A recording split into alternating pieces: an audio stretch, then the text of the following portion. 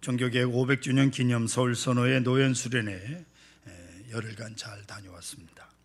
너무 먼 지역을 차량으로 이동하다 보니까 유적지를 돌아보는 여정인데 너무 길이 멀어서 차가 밀리는 바람에 점심을 건너뛰고 점심 겸 저녁 5시에 먹는 경우도 있고, 또 차량이 고장이 나서 몇 시간 지체를 해야 될 때도 있었습니다. 또 매일 짐을 싸서 이동하는 여정 속에 이번 종교개혁지에서 500년 전 캐톨릭 교회가 얼마나 많은 범죄를 저질렀는지를 들었습니다. 성경을 읽지 못하게 하고 교회의 권위로 지상교회를 유지하려다 보니까 결국 종교개혁이 일어났는데, 종교개혁이라고 하는 것이 대단한 게 아닙니다. 성경을 교인들에게 읽게 하는 것이고 교회의 권위를 좀 내려놓는 것입니다. 그러나 교회 권력과 세상 권력이 힘을 합하여 개혁을 막아버렸고 여기에 많은 희생을 가져왔습니다. 1517년 루터가 비텐베르크 교회 정문에 95개 조항의 반박문을 붙이면서 종교개혁의 횃불이 붙었습니다마는 그전 100년 전에 체코에서는 얀 후스라고 하는 개혁자가 개혁을 했다가 독일에 끌려가서 화형을 당한 그런 아픔이 있습니다. 1521년 브롬스의 제국국회 청문회 정인으로 루터가 소환이 돼서 95개 조항을 철회를 할 것을 명령받았지만 그는 거부하고 죽음의 위기 속에서 작센주의 왕이었던 프레드리히의 비호 아래 베르토브르크 성에서 운동하며 라틴어로 되어 있는 신약성경을 독일어로 번역을 하는, 그래서 신부들의 전유미였던 성경을 백성들에게 읽게 했습니다. 그러나 루터는 독일의 농민전쟁이 일어났을 때 농민의 편을 들지 않고 영주, 즉 귀족들의 편을 들어서 농민들의 많은 희생을 초래했습니다. 왜냐하면 자기 죽음의 위기를 성주들, 즉 영주들이 도와줬기 때문에 부득불 그들의 편을 들어야만 했던 것입니다. 그 후에 비텐베르크에서 1525년 수녀였던 카트리나 본 보라와 결혼해서 3남 3녀를 두었으며 1546년 협심증으로 소천을 했습니다. 비텐베르크 성교회 루터가 2000번 이상 설교했던 그 교회를 잠시 둘러보았습니다. 반면 칼빈은 루터보다 26년 뒤인 1509년에 프랑스에서 태어났습니다. 신권 정치에 기반을 둔 엄격한 개혁을 추진하다가 스위스 제베나에서 추방이 됐습니다. 그리고 프랑스의 스트라스부르크의 피신에서 부처라고 하는 사람과 함께 열심히 개혁교회를 하다가 상황이 변화돼서 3년 후에 제네바로 다시 초빙이 되었고 엄격한 신앙생활과 신정 정치적 체계를 수립을 했으며 오늘날 장로 정치를 교회에 도입하는 교회 개혁을 이룬 사람이 칼빈입니다. 칼빈이 선교했던 생피에르 교회를 둘러보았습니다. 영국에는 존 낙스 이런 사람들이 그때 당시에 종교개혁이었고, 또 쭈빙글리 같은 사람도 또 우리 그 칼빈을 도와서 역시 종교개혁에 힘썼던 분들입니다. 재미있는 예화 하나를 소개하려고 합니다. 똑똑이라는 아이와 똘똘이라는 아이가 친구입니다. 똑똑이는 우동생이고 똘똘이는 동네에 소문난 개구장이요 말썽꾸러기입니다. 이 두 아이가 산에 올라갔다가 호랑이를 만납니다. 똑똑이는 호랑이를 보는 순간 머릿속으로 계산을 합니다. 호랑이가 250m 앞에 있다. 시속 50km로 달려오면 17.88초 만에 우리는 죽는다. 이 말을 들은 똘똘이가 운동화 끈을 단단히 맵니다. 똑똑이가 핀잔을 줍니다. 야 멍청아, 내가 뛰어봤자 호랑이보다 빠르지 못하잖아. 그러자 똘똘이가 씩 웃으면서 한마디 합니다. 맞다. 그러나 난 너보다 빨리 뛰기만 하면 된다. 이해가 되셨습니까? 똑똑이보다 빨리 뛰기만 하면 호랑이가 2명 다 잡아먹지는 않을 거 아닙니까? 세상에 똑똑한 사람 많습니다. 지식 많은 사람을 가리켜서 똑똑한 사람이라 그럽니다. 반면 지혜 있는 똘똘한 사람도 있습니다. 지식은 사람의 노력에서 얻어지는 거요. 하지만 지혜는 하늘로부터 오는 것입니다. 세상에서 지식이 있고 능력은 있으나 진리적 적용 능력이 없으면 아무 소용이 없습니다. 아는 것은 많은데 그것을 어떻게 생활 속에 옮길 것인가, 특히 위기 상황에 어떻게 대처하느냐 하는 지혜가 우리에게 필요합니다. 대학 교수 중에요, 학문적으로는 아주 뛰어난, 논문으로는 세계적인 교수가 있는데 문제는 학생들에게 보다 쉽게 가르치는 것에, 표현하는 것에 좀 어려운 분들이 덜어 있어요. 뭔 소리를 하는지 도무지 알 길이 없어. 자기는 다 알고 있지만 아는 걸 쉽게 학생들에게 가르치는 게, 그게 훌륭한 교수요. 이솝 우화 중에 사자가 함정에 빠져서 3일 동안 굶어 죽을 지경일 때 토끼가 지나가다가 그 모습을 봤습니다. 동물의 왕 사자가 눈물을 흘리며 살려달라고 사정을 합니다. 토끼가 마음에 감동이 됐어요. 야, 동물의 왕 사자가 저렇게 울면서 살려달라고 하는데, 그래서 나뭇가지를 던져주었어요. 사자가 그것을 의지해서 밖으로 나와가지고는 토끼에게 말하기를, 내가 3일 동안 굶어 배가 고프니 너를 잡아먹겠다는 거예요. 깜짝 놀란 토끼가 세상에 이런 법이 어디 있느냐고, 살려줬는데 세상에 이럴 수가 있느냐고, 하나는 잡아먹겠다고, 하나는 이럴 수가 없다고 시비가 붙었습니다. 지나가던 여우가 자초지종을 듣고 지혜를 냅니다. 사자왕이요, 이 토끼가 구해드리기 전에 어떤 모습이셨습니까? 사자가 함정으로 도로 뛰어 들어가서 이렇게 있었지. 여우가 나뭇가지를 얼른 집어서 밖으로 던져버리고는 사자를 보고, 그럼 그냥 그러고 계십시오 하고 토끼에게는, 토끼야 가자, 어떻습니까? 그 왜 사자를 살려줘가지고 죽느니 사느니 합니까? 보세요, 사람이든 짐승이든 자기 본래성을 잊어버려서는 안 됩니다. 도대체 내가 어떤 사람이었습니까? 여러분, 정말 내가 어떤 사람인가 한번 더 깊이 생각해 보셔야 됩니다. 어떤 남자 성도가 세례를 받고 신앙생활을 하신 지 한 3, 4년 되신 분이 계십니다. 아주 열심히 신앙생활합니다. 그분이 이렇게 말합니다. 목사님, 저는 요새 집에 가도 감사하고 회사 가도 감사하고 교회 가면 눈물로 감사를 합니다. 내가 만일 예수를 믿지 않았다면 첫째로 아내 저 사람하고 저 여자하고 살고 있지 않았을 것입니다. 두 번째, 알코올 중독자가 되었을 것입니다. 집은 엉망이고 사업은 망했을 것이고 뻔합니다. 틀림없을 것입니다. 그런데 내가 예수 믿고 이렇게 좋은 가정을 이루고 이렇게 좋은 교회 와서 예배 드리고 하니 어찌된 일입니까? 하고 감격합니다. 여러분, 본래성을 잊지 말라 그 말이에요. 생각해 보세요. 혹이라도 내가 예수 믿지 않았다면 어떻게 되었을까? 그거 잊지 말아야 됩니다. 꿈에도 잊지 마십시오. 이것을 잃어버리기 때문에, 감사를 잃어버리기 때문에 가정에 문제가 생기고 생활에 문제가 생기는 거예요. 본래성을 잊어버려서 악한 존재였습니다. 우리는 죄인들이었다 그 말이에요.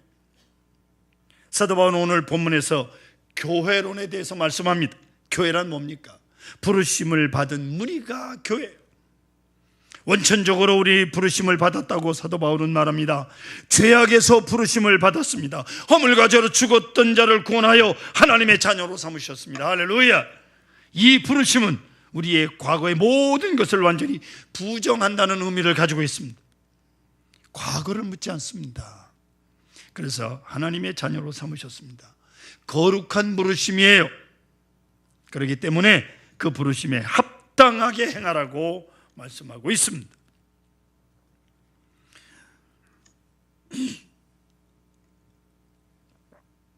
보세요. 이 부르심 속에 삶의 의미가 있고, 이 부르심 속에 미래를 향한 약속이 있으며 과거의 청산이 있습니다. 그러니 이제 우리는 현재라는 시점에서 어떻게 살아야 하겠습니까? 바로 부르심에 합당한 삶을 살아야 하는 거예요. 성도 여러분, 믿음의 조상 아브라함을 보세요. 갈대우르에서 부르심을 받았습니다. 우상의 도시요, 아버지가 우상을 만드는 사람이었어요.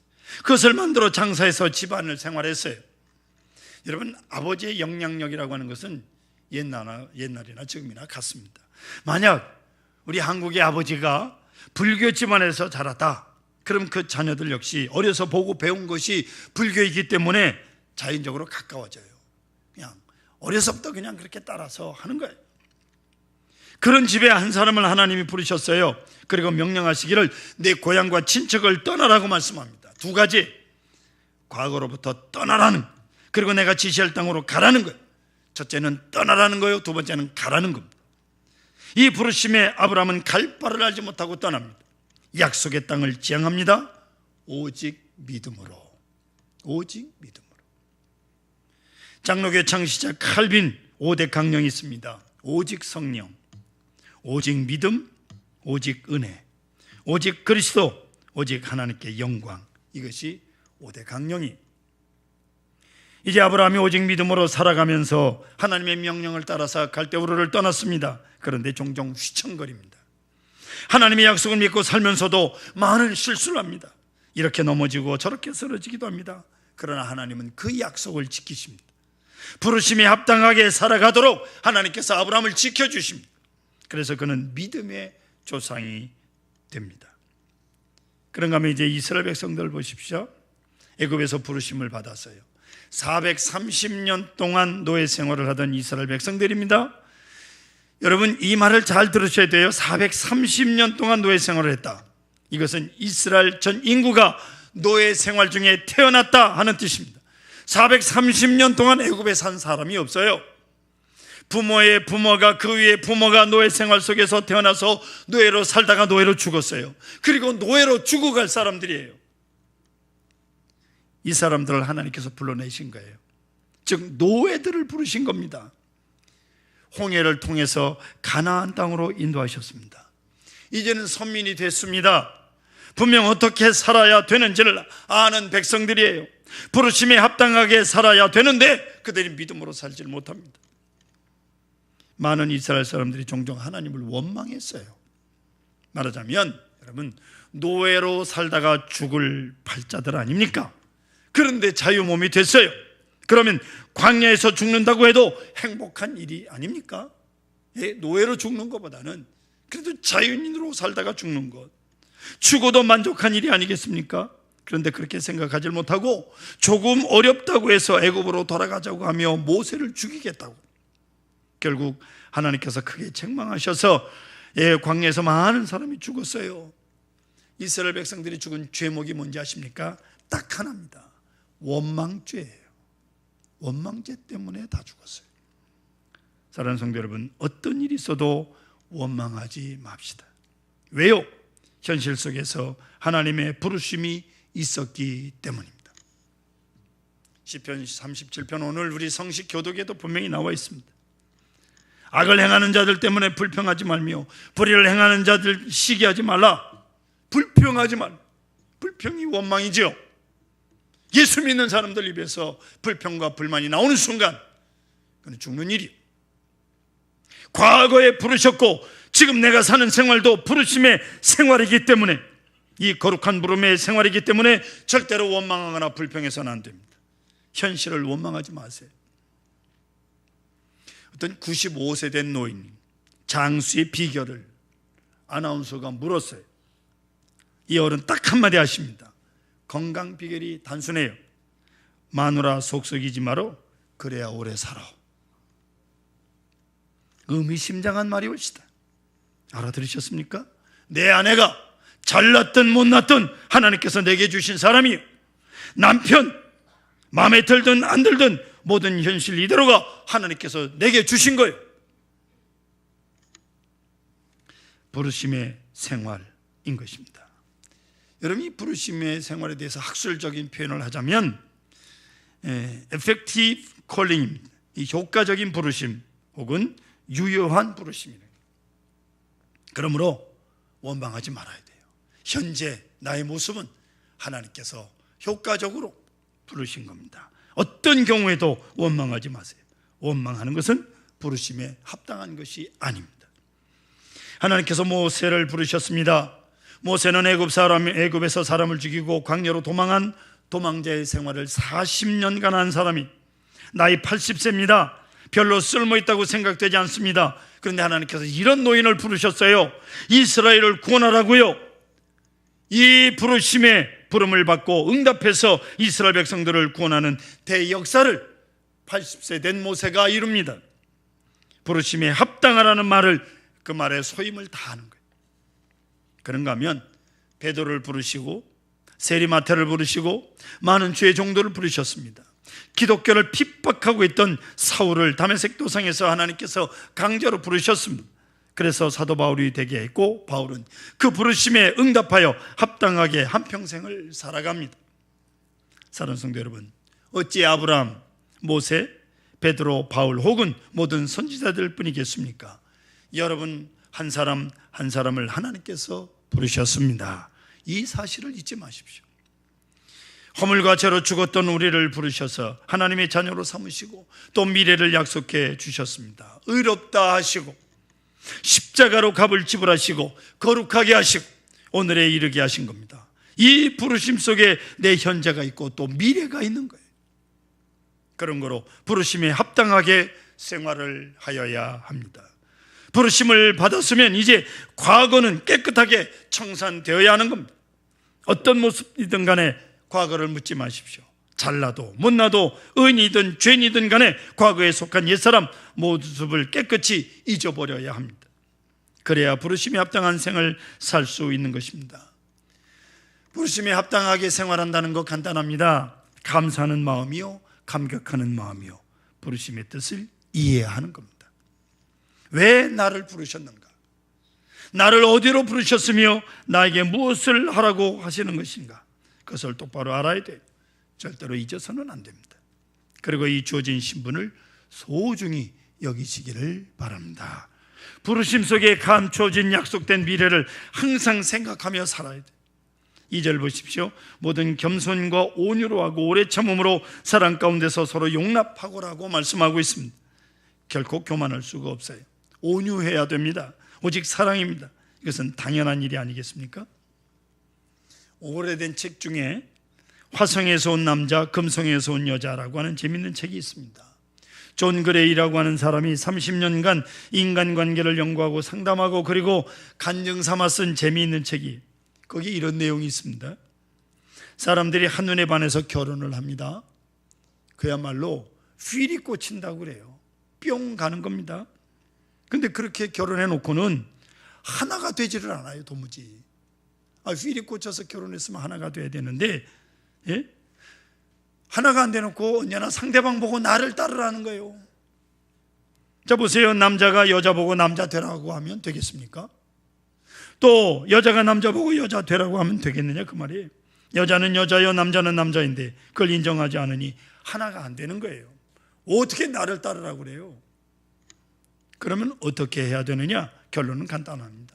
남자는 남자로 사랑하고 여자는 여자로 사랑할 것이고 두 사람이 같은 방향을 바라보면 되는 거예요. 두 사람이 서로 사랑한다고 되는 게 아닙니다.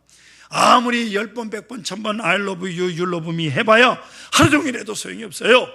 방법은 하나, 두 사람이 같은 방향을 함께 보는 거예요. 같은 목적으로 사는 거예요. 그래야 하나가 되는 거죠. 하워드 크라인벨이라고 하는 심리학자가 교회를 가리켜서 뭐라고 표현했느냐? 교회란 마치 오케스트라와 같다라고 말합니다. 오케스트라의 구성을 보십시오.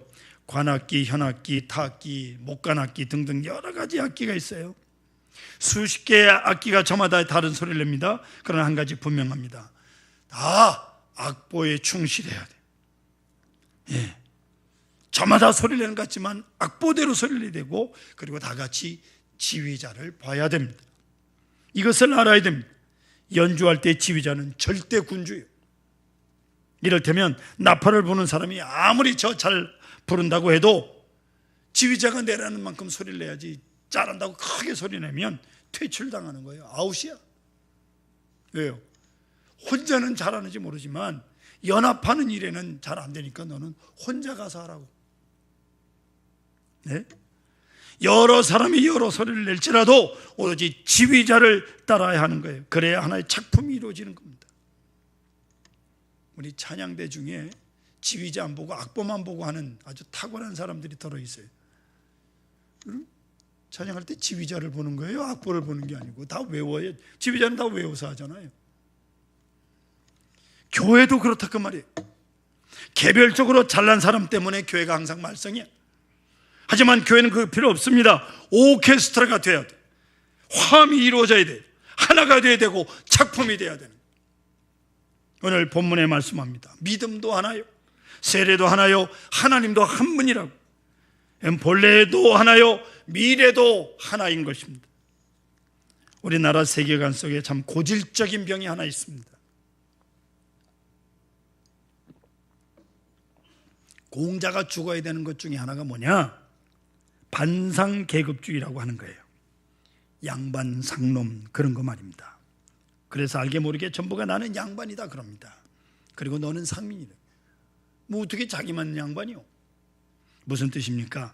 나는 너와 같은 사람 형상이지만 근본적으로 다르다, 뿌리가 다르다, 조상이 다르다, 그런 거예요. 여러분 속지 마십시오. 그 거짓말입니다. 다른 거 하나도 없어요. 그런데 꼭 다르다고 생각합니다. 살아서만 아니라 죽은 후에도 다르다고 생각해서 큰 무덤을 만들고 망부석을 세우고 비석을 세우고, 여러분 세워봤자요, 그다 돈 쳐발라봐야 소용없는 거예요. 속에서는 썩고 있는데 무엇이 다릅니까? 과거도 다를 것 없고요, 앞으로도 다를 것이 없습니다. 같다는 것만 알면 간단합니다. 부부간에도 보세요. 같은 것이 대부분이고요, 다른 건 조금밖에 없어요. 같다는 동질성 극대화하면 부부 문제도 간단하게 해결이 되는데, 근본적으로 다르고 교육이 다르고 지식이 다르고 눈높이가 다르다고 서로 싸워. 무엇이 달라요? 다르기는 같으니까 결혼했지. 같다고 생각하십시오. 다른 게 무엇이 다릅니까? 그리고 많이 알면 뭐 얼마나 많이 압니까? 조금 있으면 다 잊어버리는데, 치매 걸려서 다 잊어버리는, 남편도 몰라보고 자식도 몰라보고 아무 소용이 없어요. 지식이라는 거 별거 아닙니다. 건강이라는 것도 별거 아니에요. 지금 같은 배를 타고 있는 겁니다. 부르심에서 우리는 하나요, 하나님의 약속에서 하나임을 기억하시기를 바랍니다. 과거도 하나요, 미래도 하나입니다. 그러므로 성경은 말씀합니다. 3절에 뭐라고 말씀하는 거 보세요. 성령이 하나 되게 하신 것을 힘써 지키라고요. 하나 되라가 아닙니다. 하나 되게 하신 것, 벌써 하나라는 거예요. 하나 되게 하신 것을 지키라는 거예요. 성령이 하나 되게 하신 것 너희는 깨닫고 지키라, 그 말씀이십니다. 본래 하나였고 앞으로도 하나입니다. 하나님께서 하나 되게 하신 것을 지켜야 되는 거예요. 성도로 부르심을 입은 우리 모두는 하나입니다. 부르심이 합당하게 생활을 해야 하는 것입니다.